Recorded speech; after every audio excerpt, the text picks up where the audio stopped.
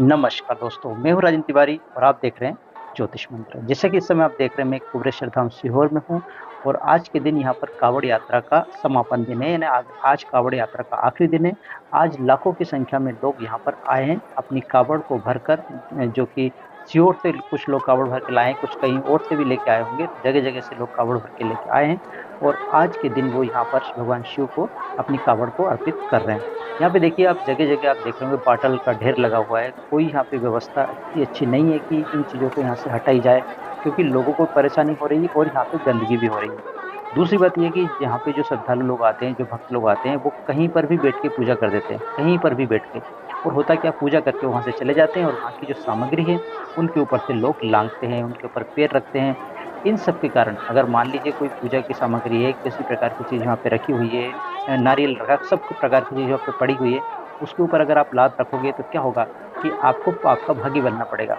और यहाँ पे कितने ही लोग ऐसे हैं जो पाप के भागी बन रहे हैं, क्योंकि देखिए यहाँ सामने आप देख रहे हैं इस समय कुछ लोग हैं जो कावड़ के ऊपर से लांघ रहे हैं। वो कावड़, जिस कावड़ को आप इतना पवित्र मानते हैं, भगवान शिव के लिए आप कावड़ भर के लाए हैं, दूर से इतनी मेहनत करके, इतने पैदल चल के आप यहाँ पर लेके आए हैं और आप क्या कर रहे हैं, उन कावड़ के ऊपर ही चल रहे हैं। देखिए यहाँ पे आप देख रहे होंगे आप लोग कि यहाँ पे बहुत सारे कावड़ के जो पात्र हैं, जिसके अंदर आप जल भर के लेके आए थे, उनके ऊपर ही लोग चल रहे हैं। इससे क्या होगा, अब यहाँ पे आप सामने देख रहे होंगे कितनी बड़ी संख्या में, लाखों की संख्या में यहाँ पे कावड़ के पात्र पड़े हुए। देखिए सामने कावड़ के पात्र हैं, जिसके अंदर आप जल भर के लाए थे, उन कावड़ के पात्र के ऊपर ही आप चल रहे हो। जिसकी पूजा की थी आपने, जिसको आपने इतनी दूर से बिना नीचे रखे हुए लेके आए थे, करीब 11-12 किलोमीटर से आप लेके आ रहे हो और उन्हीं कावड़ के ऊपर आप इस समय चल रहे हो, पैर रख रहे हो अपने।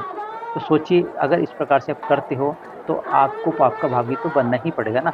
तो हम सब लोग, वैसे तो यहाँ पे मंदिर प्रशासन को भी ध्यान रखना चाहिए। हर साल मैं कुछ 3-4 साल से यहाँ जा रहा हूँ, हर बार इसी प्रकार की ही होता है वहाँ पे, यानी कोई व्यवस्था नहीं होती है। मंदिर प्रशासन को भी चाहिए कि यहाँ व्यवस्था करे, ताकि जो कावड़िया हैं वो अपनी कावड़ चढ़ा के सीधे बाहर निकले। लेकिन यहाँ पे इस तरह की कोई व्यवस्था नहीं, बहुत झुमाझटकी होती है, बहुत ज़्यादा यहाँ पे रश रहता है। और इसी चक्कर में आपने देखा होगा, कल आपने न्यूज़ भी सुनी होगी कि 3 से 4 लोगों की यहाँ पे मृत्यु हो गई है भगदड़ के कारण।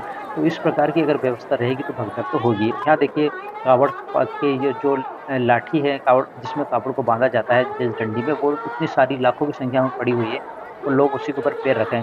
तो इन चीज़ों से अगर बचना है तो इन सभी चीज़ों पे आपको ध्यान देना पड़ेगा। साथ में मेरा भक्तजनों से भी विशेष आग्रह है, विशेष निवेदन है कि अगली बार जब आएँ तो व्यवस्थित तरीके से आएँ, या फिर ऐसा कुछ मंदिर प्रशासन ने करना चाहिए ताकि किसी प्रकार की कोई हानि ना हो।